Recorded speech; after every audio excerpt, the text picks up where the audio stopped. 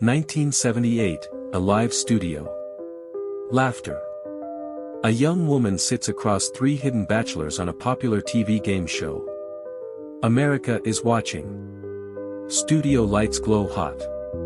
Cameras roll. Everyone's smiling. Bachelor number one speaks with confidence. A wide grin. A teasing tone.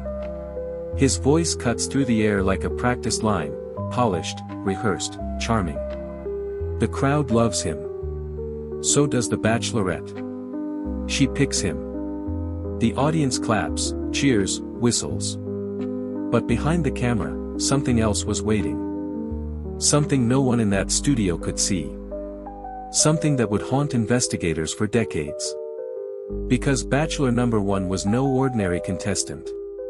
His name was Rodney Alcala. And at the time he appeared on national television, 7 people were already dead. Young women. Children. Strangled. Left in forests, alleyways, and remote ravines. Their faces would later be found in a pile of forgotten photographs, faces frozen in trust, in fear, or in the last moment before silence. Rodney Alcala didn't just smile for the camera. He used it. As bait. As a mask. As a weapon. And on that stage, in front of millions, he wasn't trying to win love. He was hiding. Hiding from the law. From his past. And from the families of the people he had already taken. What happens when evil wears a smile, and sits center stage on national television? Why did the woman who chose him say she felt something was wrong the moment the cameras stopped rolling? And how did this charming bachelor slip through the fingers of police, FBI agents, and even prosecutors, while the body count kept rising? Stay with me.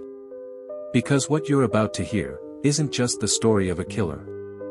It's the story of how America clapped for a man hiding 7 bodies, and possibly dozens more. It was just another episode of The Dating Game. Taped in Los Angeles. Broadcast across the country. A bachelorette asks flirty questions to 3 hidden bachelors. Their identities are a mystery. But one of them has already killed. Bachelor number one, Rodney Alcala, makes the audience laugh. He leans in, quick with a joke, smooth with his voice. Even the show's host, Jim Lang, doesn't seem to suspect a thing. But Cheryl Bradshaw, the woman choosing between the contestants, would later say something about him felt off. That his answers seemed rehearsed. That his stare didn't feel playful, it felt cold. Predatory. She never went on the date. She wouldn't know until much later, that by the time she met him, Rodney Alcala had already left a trail of bodies stretching from California to New York. Rodney Alcala didn't start on television. His story begins years earlier, in 1968, when he was first arrested for luring an 8-year-old girl into his Hollywood apartment. A passing motorist noticed the girl in distress and called police. When officers arrived, they found her raped and beaten, left for dead. Alcala fled the state. Changed his name. Enrolled at NYU Film School under the alias John Berger. His professor? Roman Polanski. He carried a camera everywhere. Telling young girls and aspiring actresses they had the look. Promising modeling gigs. Taking them to parks. Beaches. Alleys. Many would never be seen again. Later, investigators would find over 1,000 photographs in his storage locker, most never identified. Some of the faces in those Polaroids belonged to confirmed murder victims. Others? Still missing. Their families, still waiting. In 1977, 18-year-old Jill Barkham's body was found in the Hollywood Hills. She had been raped, strangled, and dumped like garbage. That same year, 27-year-old Georgia Wickstead was discovered in her Malibu apartment, beaten to death with a steel bar. 2 months later, Charlotte Lamb. Then Jill Parento. Then Robin Samso, just 12 years old. Alcala's method was always the same. Gain trust. Lure. photograph, kill, and then, vanish.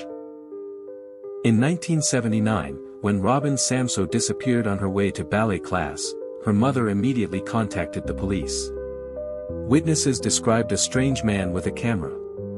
It wasn't long before Rodney Alcala's name surfaced again. This time, they had enough to charge him. But justice would not come easily. Despite a mountain of evidence, photos, witness testimony, even a parole record, his case was appealed. Over and over again. 3 separate trials. Each one more disturbing than the last. By the time police raided Alcala's storage unit in 1979, they were overwhelmed. There were hundreds of photographs. Some clearly taken moments before death. Alcala had been killing for over a decade. And yet, somehow, he kept slipping through. Released early. Charges dismissed. Evidence misplaced. Over 30 years, he used 7 different aliases, crossed state lines, and convinced psychologists he was rehabilitated. But his victims never got a second chance. In 2010, Rodney Alcala was sentenced to death for 5 murders. Then convicted of 2 more. But the true number is unknown. Some investigators believe it could be over 100. And the most chilling part? Many of the women in his photos have never been identified. Not then. Not now. When detectives opened Rodney Alcala's storage locker, they thought they'd found a trophy case. What they actually discovered was something closer to a graveyard. Box after box of photographs. Hundreds. Maybe thousands. Some were posed. Others were caught mid-motion, women turning away, looking unsure, startled. Some smiled. Some stared blankly into the lens. Most were nameless. Then they found her. Robin Samsoe. 12 years old. Her ballet headshot had been taken just days before she disappeared. And now, here she was again. In Alcala's photo pile. Not smiling. Not performing. Just, frozen. The photos became the key to unlocking a trail of murder spanning decades. But they also opened a darker door. Because not all the faces in those photos could be identified. Some women in those images have never been seen again. No names. No missing person reports. Just vanished. Alcala never confessed. He never explained why he took the photos. But one thing was clear, the camera wasn't just a tool for him. It was part of the hunt. And in that locker, sitting silently for years, were possibly the last moments of women no one even knew were missing. He stood on a stage. Laughed with the host. Flirted with a woman who didn't yet realize her instincts had saved her life. Rodney Alcala didn't run from cameras. He ran toward them. And that may have been his deadliest weapon of all. Because while the country saw a charming game show contestant, his victims saw something else. A man who asked them to trust him. A man who promised them beauty, fame, adventure. Then took everything. He blended in. Educated. Artistic. Quiet. Polite. All the things we're taught to look for in someone safe. All the things that helped him get closer. Over and over again. He wasn't hiding in the shadows. He was hiding in plain sight. On television. In classrooms. At the beach. At the mall. He could have been behind you in line. He could have been your neighbor. He could have been the man holding the camera.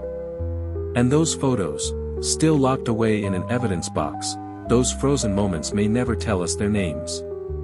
May never bring them home. So we're left asking. How many are still out there? How many names will never be spoken? And if Cheryl Bradshaw had gone on that date, would we even be telling this story today? Or would she be just another face, lost in the pile? What do you think saved her? Instinct? Luck? Something else? Leave your thoughts in the comments. And if you recognize any of the women in those recovered photographs, contact authorities. Their families may still be searching. We cover stories like this to remember the names of those who didn't make it, and the ones we might still save. Subscribe if you're ready to look deeper. And share this with someone who still thinks monsters don't look like us.